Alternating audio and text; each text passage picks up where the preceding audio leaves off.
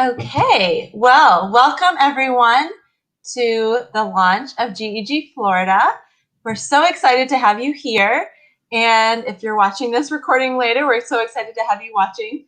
But I wanted to first kick off by introducing our special guest, May. Would you like to say hello? Yeah, thanks so much, Caitlin. And hey, everyone. I'm so glad you guys are all tuning in for GEG Florida launch.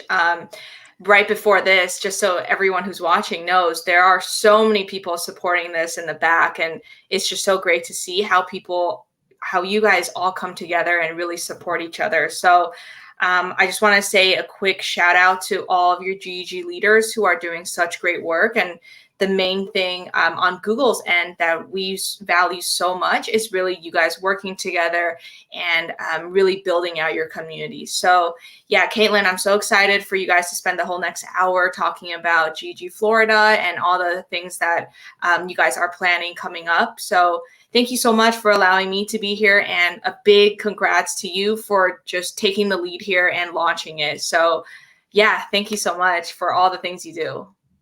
Sure, and thank you for all of your support in getting the GEGs launched and for providing us resources and supporting our events and everything that we do. So we are grateful that you are here to help us. Thank you. Yeah, I gotta run, but have a great next hour. Great, thanks for stopping by.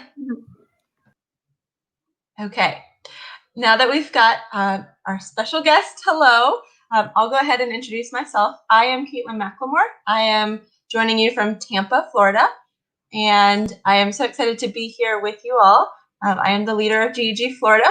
I moved to Florida December 2018, but I grew up here. I just spent about 8 years in Nashville in the interim, but I'm so excited to be the leader of GEG Florida and reopen this group and connect with other people around the state and people beyond the state as well.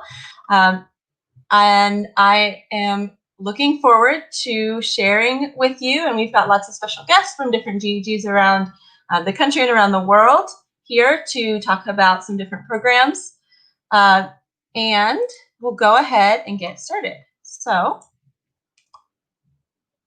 we've got our welcome from May. First, I'll talk about what is a GEG and what we're going to be doing with GEG Florida. And then we'll have someone talk about what's new with Google.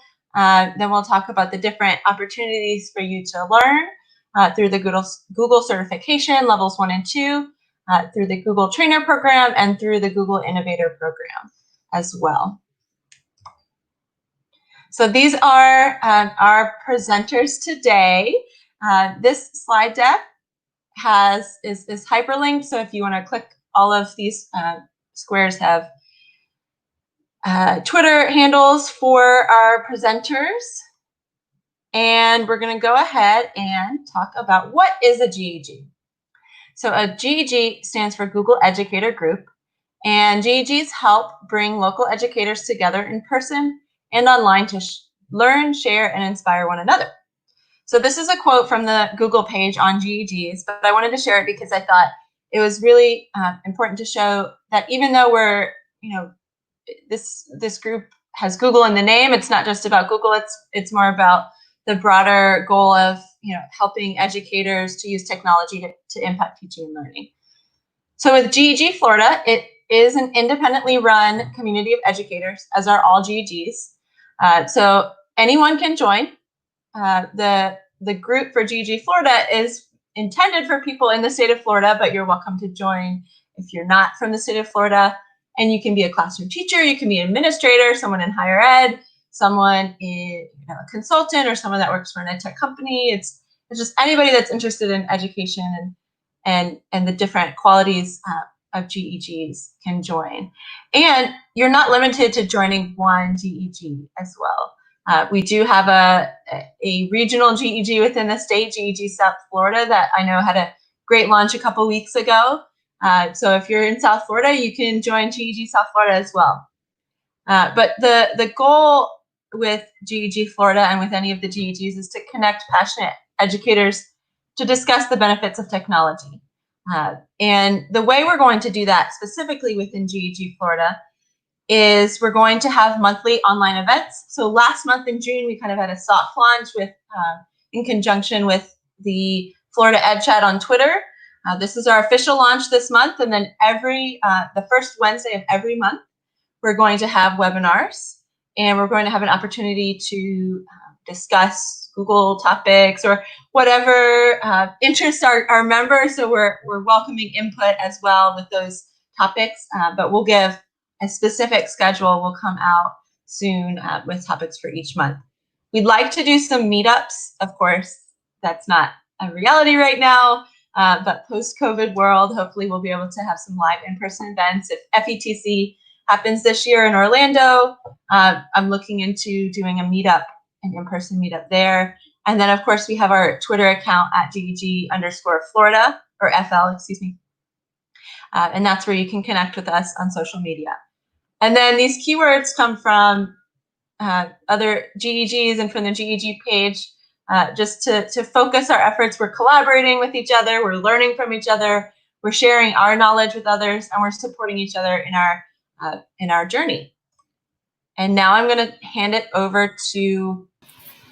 Hey, hi. My name is Lonnie Chalette, and I am GEG Florida's neighbor. I run GEG South Louisiana. And I'm also a founding member of the Global GEG, which we've got lots of members of that group here as well. We're super, super excited to have you here. But if you're wondering, like Caitlin did a great job of explaining what a GEG is. But we also want to talk about like why it's important, like why there's so many groups, and like why this group and why another group. And I think really GEGs are important because they build community. Like I know my people from Louisiana, they often like to hear people that sound like them and look like them and face the same things. So the GEGs really build community. And they allow for that collaboration in that space and that community interaction, like Caitlin was talking about, having meetups and things like that, and building on one another, so you don't have people operating in silos, which is Stephanie Rothenstein's. She should be talking about it at ISTE. We want to showcase professional learning. So, like with your GEG, it might look very differently. You might do sessions. I know, like the Global GEG, we do a lot of like online PD. It might be meeting in cohorts to build like a boot camp, or everybody prepare their trainer app. But your GEG, you really want to build that professional learning outside of a district. And GEGs provide opportunities. So it might be an opportunity for leadership. I know I've learned a whole bunch from mistakes I've made as a GEG leader. So it's a learning opportunity for me, and it's a way for me to collaborate and meet people maybe that aren't in my district or in my school. I can meet up with people from all over that are close to me, and I can learn from. So so if you're GEG, you can advocate for. Hey, Caitlin. Hi. Advocate for Google, but also work with your community and build that community in your area and support each other. All right. Great. Thank you for sharing, Bonnie. I popped off for a second so I could follow the chat on my phone as well. Oh, yeah. But I'm back on because it sounded like you were ready to I'm ready to hand it over to Patrick, who is going to talk about some new and exciting things that are happening in G Suite.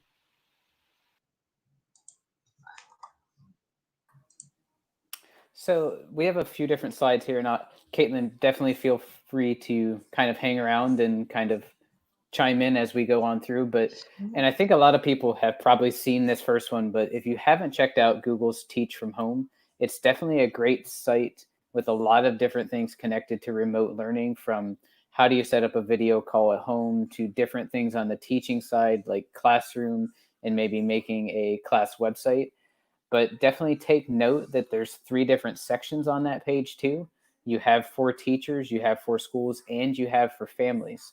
So as you're building things, as you're looking to next year, there's a lot of different resources there you may be able to pull into plans and give yourself some great ideas as well. Yes, that's definitely a great resource. And even if you're going to some sort of blended or hybrid situation, I would definitely recommend checking that out. Absolutely. So on to the next one. And if you haven't checked this one out yet, if you've been in any old teacher center, you've probably seen a banner across the top of the screen that tells you there is a new teacher center. So this image and the link below is what takes you to that new teacher center. And it has information across the board from the different training courses for level 1 and level 2. Shout out to Global GEG level 2 boot camp coming up in July. Also, you're going to have product guides for many of the different things throughout G Suite. Different things, like I said, on certification. They're going to have information for programs for Google Trainer, Innovator, and definitely more info on that coming later, as well as resources to the community. So it's really a nice, fairly close to a one-stop shop for a ton of info on Google related to the education side. And one of the newest things from Google is a Google Certified Coach program. And this website will link you there and give you a lot of information about it and how it works. And I believe as part of Global GEG, we have one of the first certified coaches in the background in Jared Johnson. So he may be able to pull in some more info on that as well. But it walks you through a great curriculum and really teaches you great ways to be a one-on-one coach. And that page will give you all the information from how does the curriculum work, the assessment you need to take, preparing a portfolio, all of the bits and pieces. But a great new program from Google, especially for those in a coaching role. Yes, this definitely sounds like an exciting program. And I'm a little bummed because I'm not at a school anymore, so I don't think I'll be able to participate. But if you're at a school or you work one-on-one with teachers, it sounds like a really great opportunity. And Jared is here in the background, and I believe he's going to be speaking with Stephanie on the Innovator program later on. He was a cohort member of mine in the NYC 19 Innovator cohort. So we'll hear from Jared later.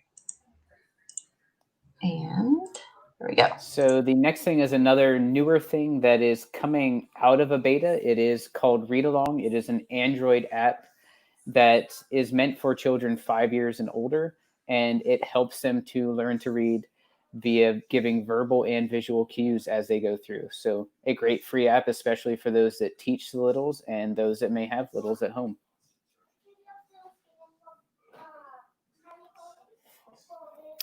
Another thing that is relatively new is Google Chat. So if you need or have if you have need of a kind of a chat interface that gives you nice threaded discussions, Google Chat is a great way to do that. And it allows you to very nicely and easily link in different things from Google Drive, things like that. And through a few workarounds, some of the groups I'm part of, including Global GEG, we figured out how to get GIFs and other good things in there as well. So play with it and you'll find the good stuff. But a great and they're way to always stay adding new things. Absolutely. Yeah. Google is definitely known for adding new things and possibly not telling you about it when it happens. Yeah. It's a surprise. So I definitely won't go through all of the things on this slide, but we did put the link to the slide deck in there, so in the chat, so you can check all of these out. But some of the ones that I will definitely highlight on here, and one that I didn't know was a thing, is actually coming up on another slide. But if in Google Chrome, if you've never done it before, you can actually group your tabs. So you can right-click on a tab and create groups. You can also hold Shift, select multiple tabs, and pull that group off into something else. Something that was a change that was at least hinted at, I think, a few different times is a new sharing box within Google Docs. So as you click on Docs, Slides, whatever you're in, you're going to get a different interface now when you share. All of those same options are there. It just looks a bit different for you. And one of the ones that I've liked a ton, because I'm all about one tab as much as I possibly can, is the one for Gmail where you can actually edit calendar events right in that sidebar in Gmail now. Very nice. Okay. And another few things that are coming soon, Google Currents is something you might want to start reading about and getting familiar with. It's going to replace Google Plus. So it's something to at least have a working knowledge on if you are still using Google Plus on the G Suite side. Google Meet has some new updates coming out. A lot of those are going to be helpful on the teaching side. As far as things like being able to raise a hand, they're going to incorporate some of the background features that you may really like in the Zoom side. So there's definitely a few nice things coming out to that free side. But definitely keep in mind as you look at that blog post, they note a few things and they make a good point to point it out. Some of the new features are also going to be just on the G Suite Enterprise side. So keep that in mind. And then on Gmail, this is the one that kind of snuck up on me and I didn't know it was a thing. But if you click on your settings gear in Gmail now, it doesn't just open that typical little screen you used to see. It now opens this new window that you see towards the center of the slide that lets you adjust themes and everything right there through one click.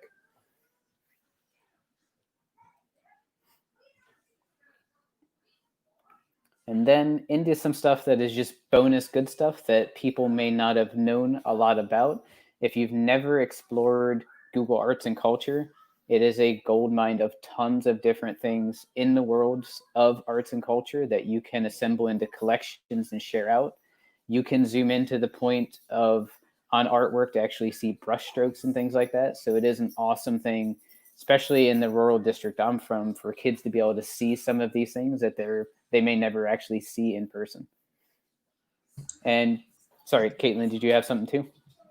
Oh, I was just going to say that that's a really great resource, particularly in remote learning now too.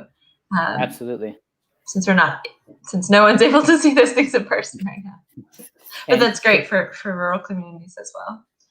Connected closely to that is going to be Google Earth that you see next to that, which is a newer Google Earth that is completely in the web. If you haven't checked out two particular parts of it, definitely check out Voyager. There's some custom kind of made tours in there that have lots of great information. And probably the newest part of the Google Earth on the web is projects where you can actually create those flying tours yourself. Very similar to Tour Builder if you've used it in the past, but in an upgraded new interface. I would second Google Earth is an awesome resource. There's a lot of great lessons and interactive projects in the Voyager. And then on the student creation side, the projects are pretty simple and they've got some great video tutorials to help you get started. And for anyone who grew up in the 90s and maybe played Where in the World is Carmen Sandiego, there's a Voyager game where you can play within Google Earth. So just wanted to, if you wanted something to waste your time this afternoon. I definitely lost some time with that one. Yeah, exactly. Okay, let's see what we have next.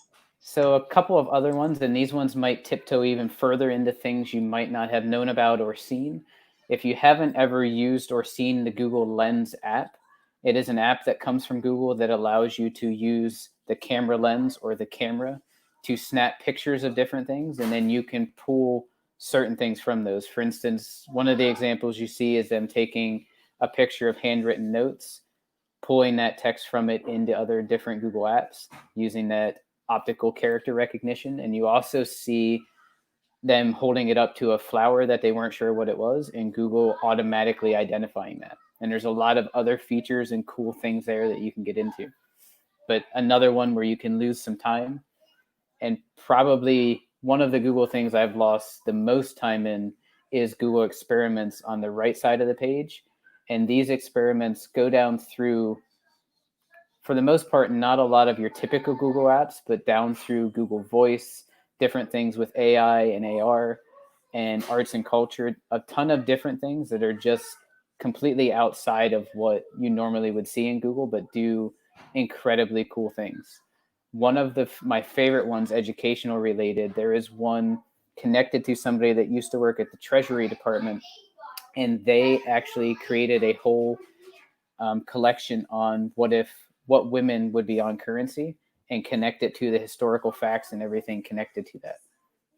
And there's a bunch of random ones for just making music and having a good time too.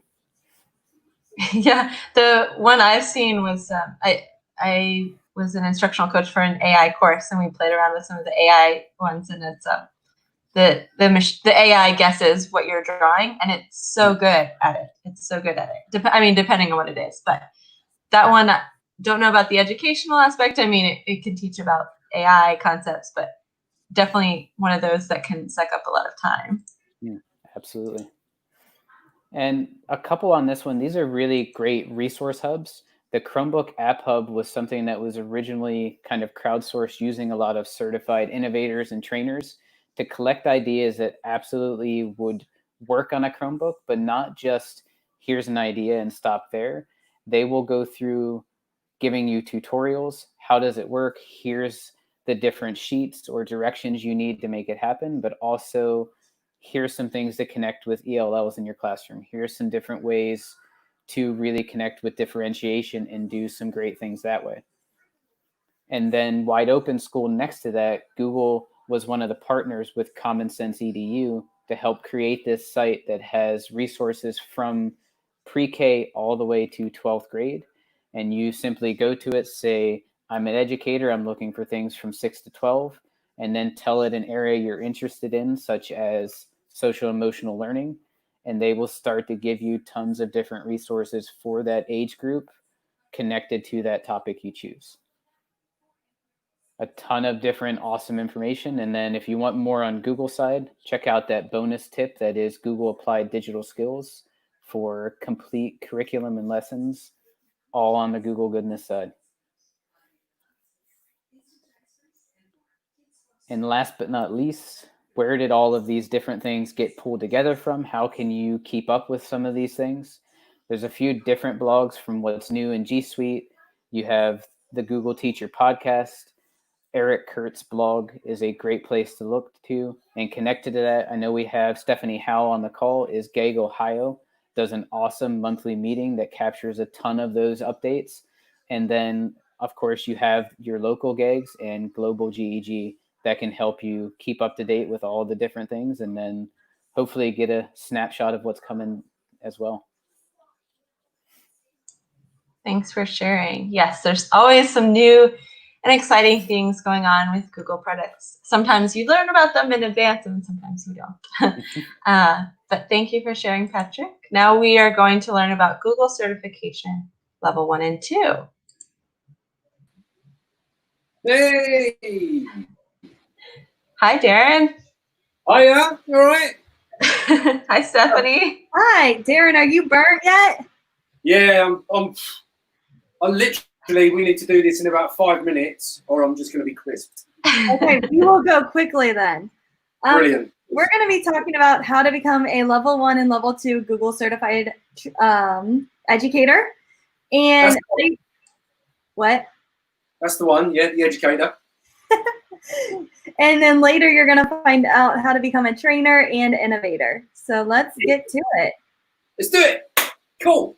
So basically, there's 2 early levels of educator training. Level 1 and level 2. Level 1's a very basic introduction to G Suite, and then level 2 goes to a much higher level. The cost of the exam, and this drives me mad because I see a lot of people on Facebook and Twitter saying, is it worth investing? Is it worth laying out the money? It's $10. $10. I can't buy my dinner for $10. Okay? So $10 is valid for 3 years. And honestly, it's the best thing I've ever done because I did level 1, I passed it. So I did level 2 2 days later. And within 3 months, I thought to myself, do you know what? I'm going to go and be a trainer as well. And I got accepted into that. And it has changed my life and it's changed the way I teach as well. So level 1, go on, Steph. Same here. I took level 1 and level 2. My district made it mandatory. Every single teacher had to take the test, which was kind of scary. It was like my second year of teaching, but I'm so glad I did because I was not into technology until I took these tests. And so again, it's $10 for level 1. Level 2, as Darren likes to say, it's just a little bit harder, and it's $25. So if you're interested, we're going to keep talking about it. And if you're not, tough, we're going to keep talking about it anyway. So basically, level 1 is a 3-hour exam. You have up to 3 hours. You don't have to take all of it. And it's pass or fail. And roughly you need to get about 80% right to be able to pass the level 1 and become Google certified. And that's when you get your badge that you can put in your email signature and stick on your website and all that kind of stuff. Okay, so really fairly straightforward. Starts off with sort of 15 multiple choice questions, which actually I think are the hardest. And then it goes into scenario questions. And actually, I've just done my recertification 2 weeks ago. And even having been a trainer for a long time, I still found the multiple choice questions the hardest, because I don't know about you, Steph, but there's a difference between what's possible and what you would advise. And sometimes the answer is what's possible, not what I would necessarily suggest to someone else to do. So that takes a little bit of thinking about, and it takes a little bit of practice, which is why we put all these resources together for you. Yeah, and Global GEG just did a free boot camp for level 1. Woo! So if you want to go through those recording videos, you can, and you can review all the information that you could possibly need. So make sure you check out that boot camp if you are interested in attaining the level 1. We're going to go to the level 2 next. We are. Again, level 2 is just like level 1. It's just harder. Again, Global GEG will be offering level 2 training at the end of July. So July 24th and 27th. Mark it on your calendars to join us. And we are going to spend 2 full days going over different skills that involve level 2. I really suggest that you go back and review level 1 before taking level 2. However, you do not have to do them in order. That's just for my OCD. But you can really focus on just level 2. But for our boot camp, we're going to suggest that you have the knowledge from level 1 because it just builds on those skills. It takes those skills just a little bit harder. And you have multiple choice again. And you also have scenario type questions. With the multiple choice, it's more classroom based. So they're going to ask you, like, how do you incorporate all these different technology tools into your classroom? Sorry, I was just keeping an eye on the beach there. How is the beach? Before we give our tip for success. Sharks is normal, right? We're not used to it where I am. We don't have sharks. We sometimes have slightly big fish, and that's it. Okay, yeah, so tips for success with the exam, really. And we had a lot of fun kind of putting this together because there's loads of tips you could go through, but the best place to start is the Google Training Center, okay? And it always winds me up that it's spelled strangely, but that's because I'm British, and there you go. So Google Training Center, head there. There's loads of first days of Google Classrooms, first days of various different parts of G Suite, but there's also their practice units that you can go through. You can kind of see whether you're ready. And if you're getting things right, then you're probably ready to do the exam, okay? So you get the opportunity to find out if you're doing the right sort of things, and the questions, practice questions, and that are worded just like the exam questions are, okay? So the next one is be prepared. You're going to be sitting for, again, 3 hours. This test is long, and it does take almost the whole time because you are doing scenario type questions. So you actually are doing tasks that are hands-on, and you have to share documents. You have to create documents. You have to do different things. So use the bathroom before and get a drink. Now, if you do have to go to the bathroom during the test, go. No one's going to get upset. But just try to use it before and make sure you have your snack and drink ready. or a bucket or something like that. You know, well, don't take your laptop with you though, because obviously the camera and all that. Okay. The second thing, make sure you've got your webcam ready. Don't leave it till the last minute and then kind of get yourself logged on and realize it's not working. Heaven forbid anyone should turn up to an event or an exam where they need the camera and not having checked whether it's working or not. But it happens, and then you end up looking a bit strange, like Steph does in the gift there. So check it works first of all, because the exam will be keeping an eye on you. Okay, if you're using Prop2U, it will be keeping an eye on you. If you're using Criterion, the older platform, it's going to take random kind of snapshots and photos of you throughout the course of things. So be careful. Try not to sort of stick your fingers up your nose and things like that, and just focus and get through that time. In the chat, Darren, Andy wants to know where your red Speedo is. Just below the waistline there. Unfortunately, it's not a full-length photo. Darn. We got lucky there, folks. What a nightmare.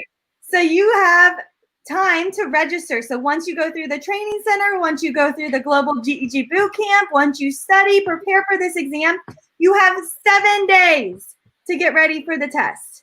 And you will register for the test. And then after that, it will take 24 to 48 hours to get the code. And then you can decide what day you're going to take it. And from that day, you have 7 days.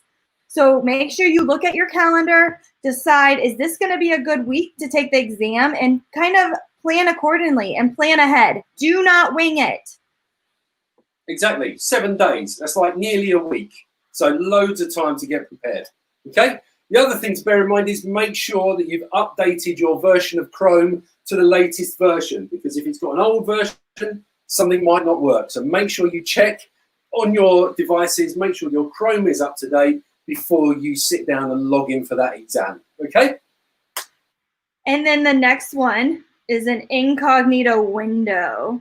So you're actually going to, where'd Darren go? Where is he? In a Speedo. So you're going to open up an incognito window to take this exam. The reason you want to do this is because you don't want Chrome to kind of interfere with your information that you have in a personal account. Things will open better. Things will link to a Google account that they create. They create like a fake account for you. It's really crazy if you've never taken the exam. And so make sure you know how to get to an incognito window. And if you don't know how, again, Global GEG Bootcamp taught you how to do that. And 16,500 other people. Just a little shout out for how many people have watched Bootcamp. Okay, next one then. Really important. The first thing you do when you log into the exam is to pin your tab. And unfortunately, I'd never done this before. So I started trying to do it with what I believe is called a thumbtack. Is that right, Steph? It is a thumbtack.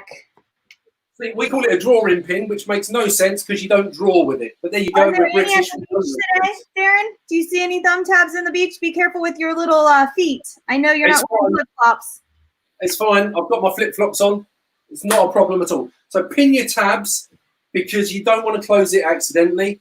To be honest, when I redid mine, I ended up with about 20 windows open because I'm one of these people who doesn't like to close them in case I need them again in a minute. So I left all of mine open and I pinned every single one of them. And what it actually does is gives you more room along the top. So pin your tabs so you don't shut them by mistake. Just right click on the tab or 2-finger tap. So 2 fingers, 1 click. Isn't that right, Steph? Yep, 2 fingers, 1 click. Okay, pin your tabs. The next one is make sure you read the questions carefully.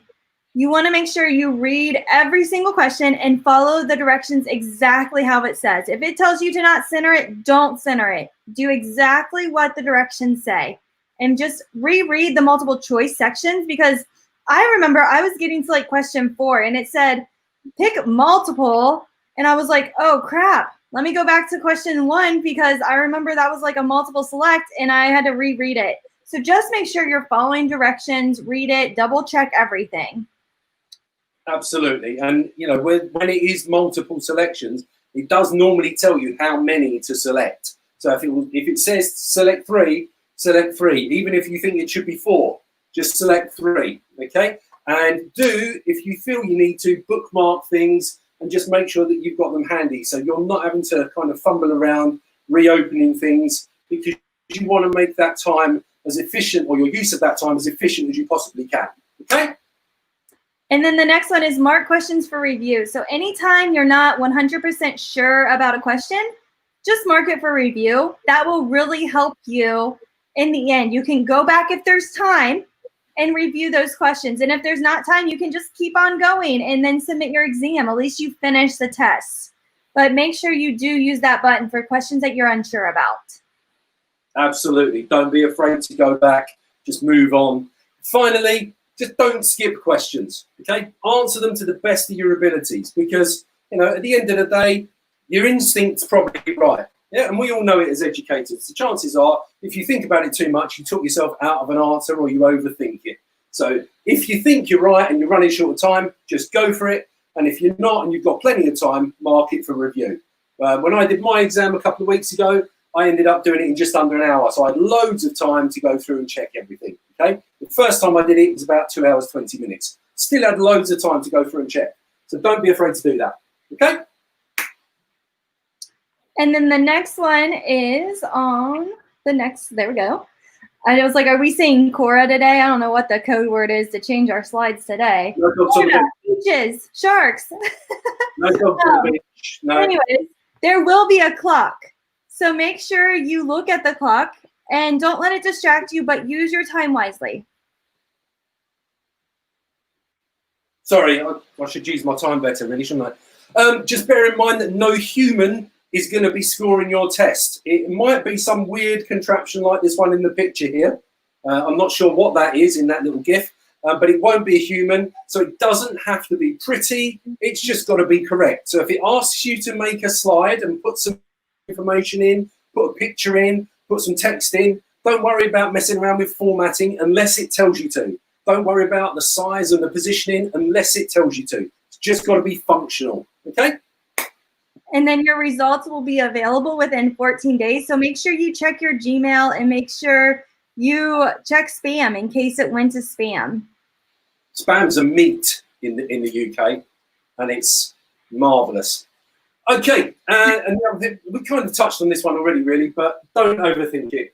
Just kind of, if you've been practicing, you've been going through the practice papers and the practice questions, and you've used the resources, then your instincts are going to be pretty right. So just go with it. Don't overthink it. Do what makes sense to you. And then don't forget to follow directions again. Make sure you read everything and reread it. You are not to just make up your own directions. Follow Google's directions. That will really help you pass the exam. Yeah, don't do what my kids are doing at the moment. When I set them a Spanish assignment and they do it in English. Brilliant. Okay, and finally, once you've done the exam and you've passed, okay, not everybody passed this first time, so don't worry about that. But once you've done your exam and you've passed, then go for it. Let us know. Let everybody know. Let the world know that you have passed your level 1 or your level 2. And then as soon as you can, get looking at Google Certified Trainer, Google Certified Innovator, and maybe even Coach Program, which has just been announced as well. And you could even be the trainer of the month. Congratulations, Darren. It wasn't just me. It was Alfonso as well. It's all good. Team effort. Thank you very much, though. It's getting hot here. Whoa. I'm melting. Have we got anything else to say, Steph? Yeah, we've got some more resources, of course. So we have provided checklists and hyperdocs to help you review and pacing guides. I know Stacy Klein was out in the chat. We stole some of this from her. And we have Judy's nice scenario cards to really prepare for the exam. Yeah, exam.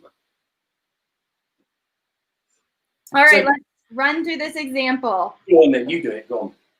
All right, so we've got this task. You need to schedule a meeting with 2 or more people, and you need to include a Google Meet conference. After you save the event, quickly email the other guests and let them know you are late by using the email guest feature. All right, Darren, let's see how you do this.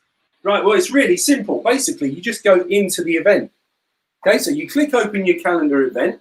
You go up to the option where it says more, and then you can click on email guests, and then you have the option, and it will even suggest it for you if you're really lucky, that if you want to, you can say, I'm running 10 minutes late, or I'm just been held up, I'm running a little bit late. If that doesn't come up for you, you can just type your message yourself. But it's really, really simple. It's a couple of clicks, and it's the kind of thing that you can practice really easily, because let's face it, we all have times when we're late. Make up a fake event, invite someone to it, and then send them an email telling them you're running late. Get that practice in. You don't have to practice on your own. Get somebody else involved to help you out. And that's seriously the exam, is all these different scenarios that you'd use on a daily basis if you know how to use it. Like, I use this calendar feature all the time. It saves me so much time. Darren, are you burnt yet? I'm struggling. It's all right, though. I've got my Love Island water bottle, so, you know, it's all good. And don't forget, on our last slide, you are the champ. I am. I am? or you are? You are. No, you are. No, you are. No, you are. All right. Get off? Register today. I need to get out of the sun. Get the other.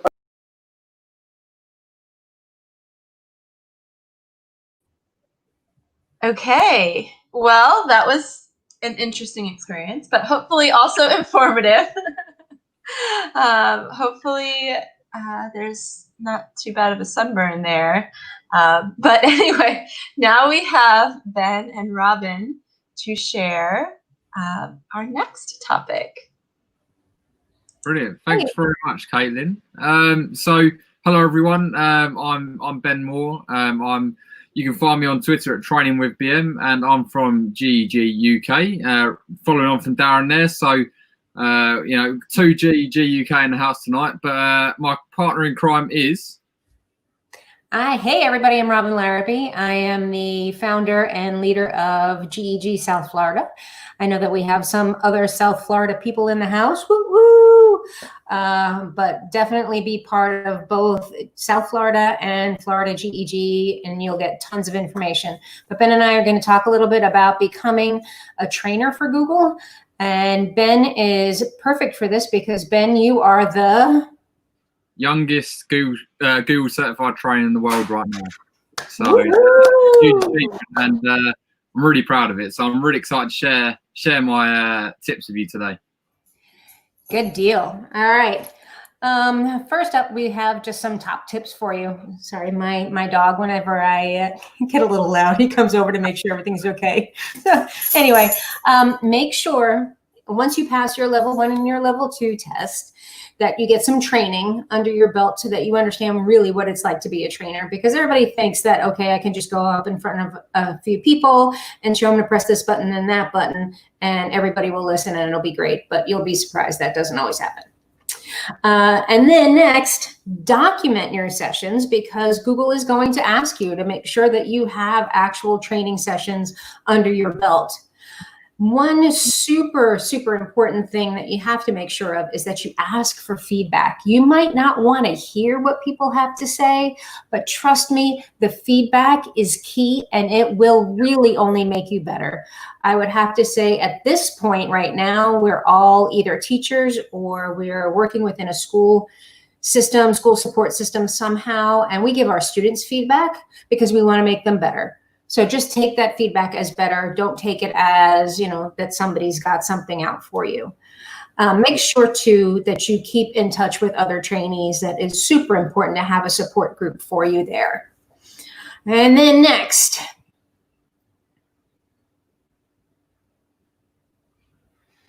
All right, the prerequisites, as Stephanie and Darren, AKA the Baywatch crew, told you, there's the level 1 test, like I said, and the level 2 test. And then after you have passed both of those, you can go on and take your trainer skills assessment. That one is only $15, which is kind of interesting if you're talking monetary. And of course, this is US dollars, not UK dollars, Ben, sorry. It's kind of right in between level 1 and level 2. So I don't know if there's some order of importance based on value. And that is the same pass-fail standard as the other tests. But make sure that you're up on all of the things that are in the teacher center. Same as for level 1 and level 2, the trainer skills are also in the teacher center. And then next up.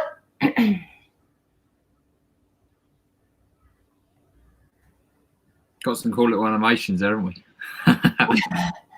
Yeah, we didn't look at that, did we? All right, Ben, tell us, what do you have to do for your application video? So, I'm glad you asked. I've got to try and follow the energy from the previous group as well, which is going to be really difficult. The prerequisites here. So, we're talking about the trainer application video. So, this is your chance to showcase. So, this is your chance. You have 3 minutes. So, you have a minute to introduce yourself and show your personality, show who you are. Make it exciting. Do crazy, silly things if that's who you are as a person. They want to see who you are. Don't put something on just to look good for a video. make sure it's something that reflects you personally. I can't stress that enough, because the people watching your video want to see who you are. They want to see different people within their trainer community. So make sure you do something that is personal to you. And then you've got 2 minutes to demonstrate a skill. So when you get this application, when you get this slideshow later today, you'll see I'll put my training video in there for you guys to watch. Please be kind. It was very nervous for me to do, as I'm sure you guys, when you get around to it, is nerve wracking. But make sure you do send it off. Get people to check it, existing trainers to check over it. Let them again give you feedback. You make the changes, go back. I think I had 2 or 3 goes at this video, but again, don't take it as people being sort of critical. Take it as they're trying to help you improve, and that's how you get to that's an important part of being a trainer, taking feedback and using it to make yourself better. And it's another thing I just want to add to that personality as well. They want to see how googly you are, or googliness is what we've put in the presentation there. How googly you are as a person. Just show your passion. Why is Google important to you? Why is Google Tools? How's it changed the way you work in your classroom? Make sure you get all that stuff across in your first minute. It sounds like a lot to get in, and it is really, because you're trying to show off you as a person and everything, all the cool stuff about you. But it is a really good thing to do. And when you get around to doing the 2 minutes of training skills, as you'll see in here, I've done mine was on a Google form, making a escape room for my music students at school. But you need to do it on a Google tool. You can't do it on a third-party app. It has to be on a Google tool itself, so Google Docs, Slides, Sheets, Forms, Mail, etc., Calendar, all that sort of cool stuff. So make sure it is on a Google tool rather than a third party. That's really important to note as well. Can we go to the next slide, please? So the trainer application. So we've put a little bit.ly link in here for you as well, which takes you directly to the trainer application. And I've just posted a snippet of my application here in the presentation for you, just to give you an idea on the sort of questions they're going to ask you to fill in. It's going to ask you things like the trainings you've done before, the feedback you got on those trainings before. So that's why it's really important to get that feedback. It's going to ask you to put in here. I think if I look really closely here, it's going to ask you for a few links. So a link to a training presentation you've done, a link to your feedback form, and a link to your trainer video. And I can't stress this enough, actually. Make sure your sharing options are right. Make sure they're set so anyone with the link can view. Test it in incognito window, as Darren has definitely mentioned earlier. Just make sure you go through it really thoroughly, because if your sharing settings aren't right, they won't be able to process your application. So it's really important to get this right. But going back to the point of me being the youngest trainer, I've only been a trainer for 7 weeks, and I actually I'm lucky enough to work in the same school as Darren. And he's lucky. I'd say I was lucky, but I look up to him, and he pushed me to this. So it's changed my life ever since I've taken this trainer opportunity. So I'd really tell you guys to give it a go. Definitely take that risk. It was a big leap, but it was the best thing I've ever done. The contacts I've got from this, the experience I've got from being a trainer is phenomenal. So it's really powerful, and I've really enjoyed my experience so far. And I don't know what I did without being a trainer before. So it's one of the best things I've ever done, and I'd really recommend it to you guys as well. So can we move to the next slide, please? This is the best slide. This is the cool stuff. This is the best slide. I love it. And there's going to be loads of stuff come up on here as well. So, after you've been accepted, you get your brand new badge for certified trainer. Wear it with pride. You've worked so hard for that. It takes a lot of work. Huge achievement. So make sure you celebrate. Make sure you put it on all your emails. Tell everyone you know. Put it on Twitter. Put it on Facebook. Everywhere you can find, because it is such a big achievement, and everyone is so supportive within the Google trainer community. So it's really be proud of that achievement once you get it.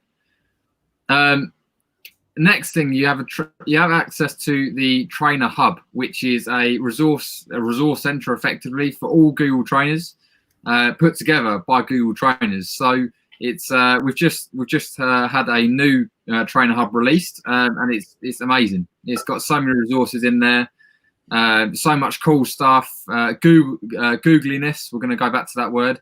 Lots of googliness in there. Loads of fun stuff. Next thing, you get to create a profile in the Edu Activity app. So you can actually be found on the Google for Education directory. You get listed on the directory as a Google certified trainer. In itself, is a huge achievement because you're on Google's website as a certified Google for Education trainer, which is amazing. It's and every time you log your trainings in the Edu Activity app, it links all to your profile, so people can see your expertise, people can see what you've been training, and they can contact you to deliver training for them as well. So it's a place for people to reach out to you. It's a place to for people to see your achievements, and it's a really nice tidy way of having that all collated. And I've just seen a comment in the chat there about using personal account for all Google certification from Abid there. Definitely do that. Please don't use your school accounts if you can help it. Make sure you've got it. Make sure you're using a personal account, because if you decide to leave your school, all those certifications are tagged to that email address you sign up with. So if it's a personal one, you'll never have to sort of lose that as such. So that's a really good point there as well. And can we get the next point, please? Log your trainings. Really, really important. I don't know about you, Robin. I think we're having this conversation only just before this meeting today. And people don't realize the logging, the training thing, the importance that goes behind it. But we don't have to get all of that right now. But it is super important to log them. Yeah, it really is. Like as it says there, as many as you can, and no matter the size, it's really important to have those on there. You do need to complete 12 a year to keep your trainer certification, and you do have to renew your trainer skills assessment yearly as well, just to make sure you're keeping up to date with all the Google products. So be prepared for that as well.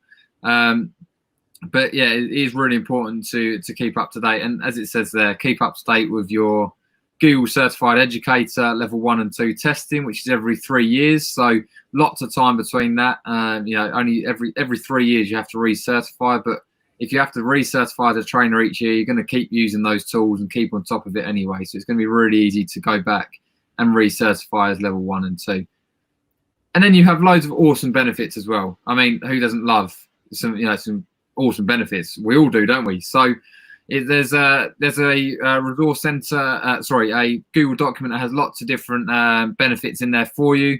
Some free access to PD, some exclusive access to PD as well. Some really cool stuff, and it's all exclusive to just your trainer community, which is really nice as well. Because that extra sort of cherry on top of the cake for all the hard work you're doing, which is really nice. Yes, it is nice because you kind of get the heads up on things that are coming down the pike, and you get to work with those things a little bit, and you figure them out before everybody else gets a chance. So it kind of makes you feel like you got an edge. 100%, yeah. And this is probably my favorite bit actually. Is you get access to your own Google Trainer domain. I mean, you do have to pay for the domain itself. Yeah. But Google will sign it off as a education training domain.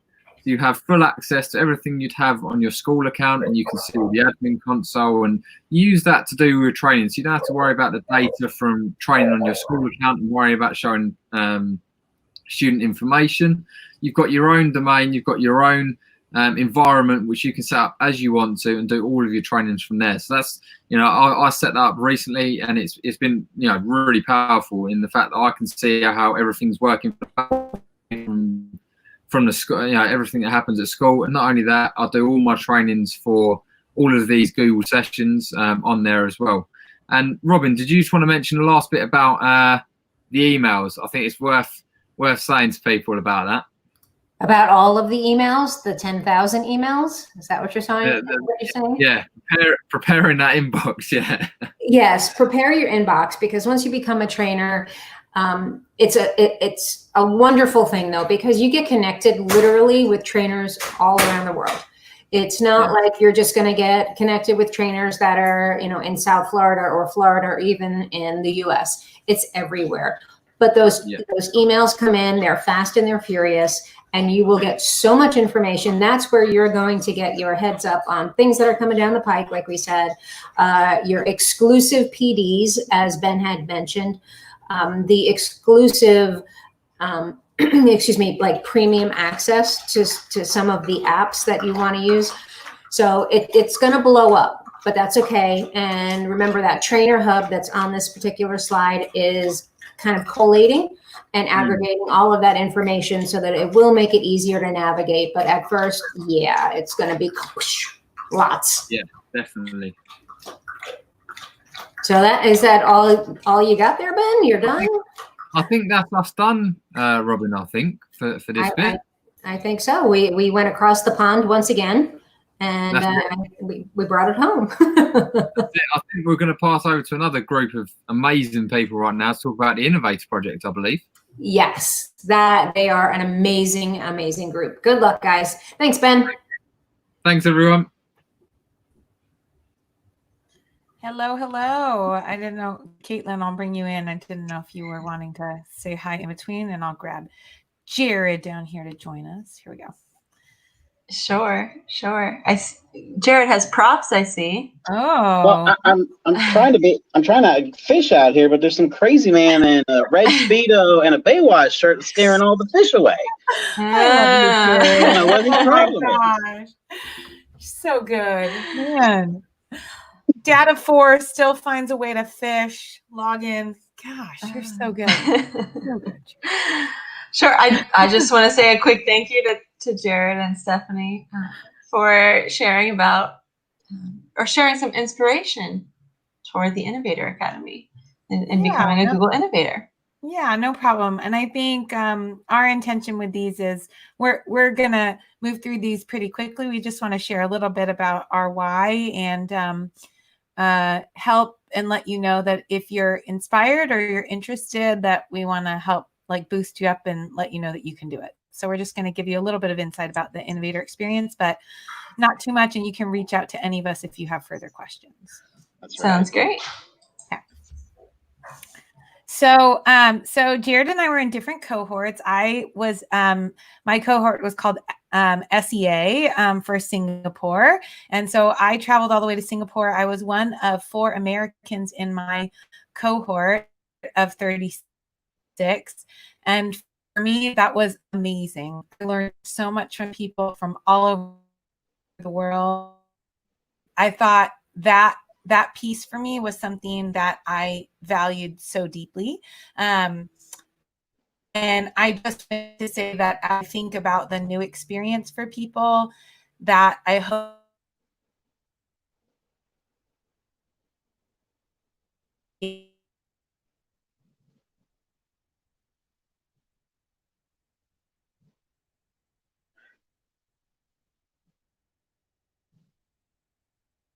Did she cut out or did I cut out? It looks like Stephanie might be frozen. She's frozen. Oh, okay. Couldn't tell if it was me or not. I got thunderstorms over here, so maybe it was me. But echo when before Stephanie comes back, to echo the same points. I was part of New York 2019, so fairly fresh out of it. It was back in October. And Caitlin was my cohort partner. We spent 3 days at a table together with some other awesome people. And it really, really is a great experience to learn from a lot of people around. So if we want to go to the next slide, there we go. So unfortunately, we're in the middle of a pandemic. So the face-to-face Innovator Academies are just not happening, but the show must go on. And now there is going to be a virtual one, Virtual Innovator Academy, or VIA. Applications are due July 10th. So if you're interested, definitely get on that train. You only got about 9 more days, if that, to try to get your application in. But I kind of thinking about it, you know, with the virtual thing, being in person with a Innovator Academy is really powerful. But I'm thinking to do it virtually is going to be even more powerful because you're going to be with people from all over the world. I know in New York, we had a handful of people outside the United States, but if you get accepted in this academy, you are working with people from all over. And I just can't help but be envious of the impact that could have on these future innovators and as the community as a whole. Like my friend from New York 19, Louis Pertut, said, you know, it's great to be around like-minded wackos, and you're going to find that, you know, we go for innovator, you're going to be surrounded by a lot of amazing like-minded wackos like Stephanie, and I see Abid on here. Yeah. So Thanks for saving me, Abid. Yeah, I'm sorry about my internet. So sorry. No, I have, 3 kids here at home and everybody's on something so that I could be here. And so what you missed in that moment was me opening the door and yelling at my children, get off the internet. Mommy's on live stream. Okay. So I'm back. I said, of course, the 5 minutes I needed to be here. I know your pain. I know your pain. I knew you would understand me, Jared. I was like, I got dressed for this moment and everything. So it's all good. But that's why we work in teams. And I would say that's one of the best parts actually of the innovator experience, honestly, is that I have a built-in team and a family for sure. Yes. Abid saw that something happened. Here he is, and I didn't even have to ask. I didn't have to text anybody. It's that built-in PLN that Abid and Steph talked about in their awesome session recently. So I would just say that happens the moment that you're accepted for Innovator. I honestly would say it happens the moment that you apply and put yourself out there, that you're applying. There's a whole group of people that are supporting you and cheering you on and saying, we hope you get in. If it doesn't happen this time, it'll happen next time. Go for it. Right. So I think it's just about inspiring growth, and the questions that you're asking bring about that growth. So if you're okay, Jared, I'll do that. Are we good to go to the next slide? Yeah. What you said, the built-in PLN, the support, it's amazing. And you're going to make friends that you're going to have for a very long time. Like, I communicate more with people from NYC 19 than I do the people I work with every day. For sure. Oh my God. I mean, it's true. It's so true. So I just wanted to say one little bit about the application. Like, we don't have, after this is our last slide and we'll say bye. And then my kids can get back on the internet. So we have, but in terms of the application, and I would very highly recommend that you reach out to people, that you do a better job than I did in my application journey, and that you share a bit more, because we all learn from that process of sharing. The application itself is, there are some new questions this year, which I think are quite insightful. So you'll want to look deeply at the questions that they ask. And the main advice that I always give to people is really think deeply about your how might we. And that question is what's going to guide your whole process. So Innovator, like other experiences, but Innovator follows the design thinking process, which is a process. And it's a process that's not just used in engineering. It's used all over the place as a way to actually think through your thoughts and what you should do to implement around it. And so it's a prototyping, it's a staged process. So that beginning part is by figuring out what actually is my problem. What is the actual problem that is worth me taking the time to apply to Innovator about? And when I was first thinking about doing Innovator, I said, I don't have a big enough problem to travel across the world and do something. And I talked myself out of it. And then I really started to think about it. And I'm like, you know what? If I'm dealing with something here, maybe somebody else is. And maybe it actually is bigger than what I'm dreaming it actually is. So I would say stop talking yourself out of it. Try. And then just really dig deep on what is that problem, what's the root cause of it, and keep asking yourself the why question. Then work on your application. There's a video component. And there's just some questions within there. If you need help, there's a whole team of people all across the world who will be sure to help you. Just, tag any of us that are here or more, anybody in Global GEG that's an innovator. And you can use that hashtag Google EI and people will reach out to you on Twitter and help you.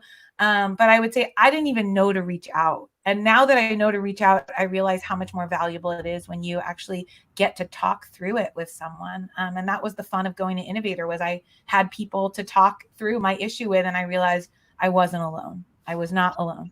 And Exactly. it helped me understand that, right? Like, I met people that were living in like villages that would have to travel by boat to get to the internet. And they were still dealing with the same problem that my students in Los Gatos were dealing with, right? Like, people are people all around the world. We deal with issues.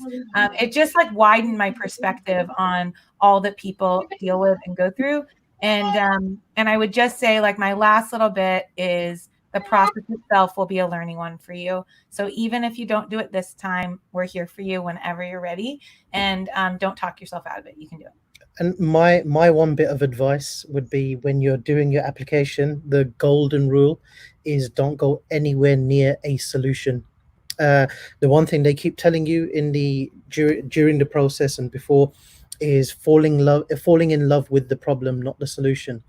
And there's a big focus on having that seeing your problem from the user who's experiencing it approach. So they don't want you to come into the academy with a focus of what you want to do to solve that problem in mind, because you'll find when you get to the academy how the design thinking process really changes your way of thinking. I didn't know anything about design thinking before I did the academy, and as humans, we'll always have some inclination at the back of our mind as to what we want to do. But after the 3 days of design thinking, I didn't think that I would achieve or reach the result that I was at with my problem. So you will experience that, how it really makes you think. And they keep saying 10x, really reach for the stars, moonshot thinking, things that are absolutely big, that nothing is too small and nothing's impossible. And that's what the Innovator program makes you think, and how it changes your thinking. And you will sticky note everything. Yes, you will. Oh my gosh, you will. And I personally am super excited to see how it's going to be revamped and made for VIA, because if anybody's going to do virtual well, it's going to be Innovator. And I personally feel like whoever's in this cohort is going to get a unique experience that is going to be so applicable for their actual classroom, no matter what we're doing back, when we return to school or whatever it is, or if you're already in school. I feel like I'm going to be shoulder tapping those people to go, what did Innovator do for that? I wasn't at the cohort. Like, how can I learn from this to know how to do best practices as an instructor? So I just think you really do have to, I know it's going to be different. I know it's not what I've experienced, but that doesn't mean that it won't be great. So I can't wait to see what they do with it. And it's going to be a unique one that everybody's going to be able to talk about. And hopefully it'll help to involve even more people that maybe couldn't have come if it was an in-person one anyway. So I think there are lots of benefits, and I'm excited to see where it goes. And maybe we'll bring Caitlin back, unless everybody else wants to say anything. Yeah, I didn't get a sunburn here. I mean, I'm in California, so I have sun right outside, but yeah, one day I'll get to come to Florida. So it's too hot to go outside right now. And I would agree. Lisa put in that it sounds very cathartic and transforming. I would agree. That's a perfect way to talk about it. It totally is. I would say it's a transformational experience for anybody who partakes in it. And there's a reason why people don't stop talking about it. And people are like, oh my gosh, you're talking about it again. Because it really is. Like, I've never experienced a professional development that was ever like that in my whole life. And it's deeper than professional development. Like, Preach it. Preach it. that's what I'm saying. It's right. It totally is. So I did the whole TED Talk that was inspired by it too. So yeah, I love it so much. But none of these things, like, I would never be this person sitting here if I had never gone to Innovator. So, Same here. Yeah. So I think that counts for all of us. The journey it will take you on. You don't realize what journey you're going to be going on, and I think that's pretty much similar for most innovators. Will tell you that very same story. Mm-hmm. Absolutely. The journey and the people that you'll all right, Caitlin. Congratulations. Sorry, Caitlin. I was just going to say congratulations on your Florida launch before I sign off. So yeah, great job and congrats to welcome to the GEG family. Thank you. Woo-hoo. Thank you for sharing about the Innovator program. I think it's great to hear from a variety of different people, but I would certainly echo everything that was said about getting the certifications and trying out for trainer and trying out for Innovator as well. And they're all just really great opportunities to connect and learn from others. So we have come to the end of our hour. We've gone beyond the end of our hour. But if there are any questions that people have at this time, I've noticed in the chat that there's been a couple questions that seem to have been answered by others because great supportive community. But if there's any other questions at this time, otherwise we can just say, have a great afternoon, evening, morning, wherever you are.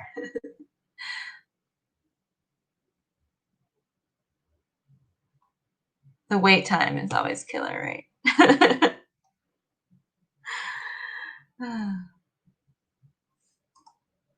Okay, well,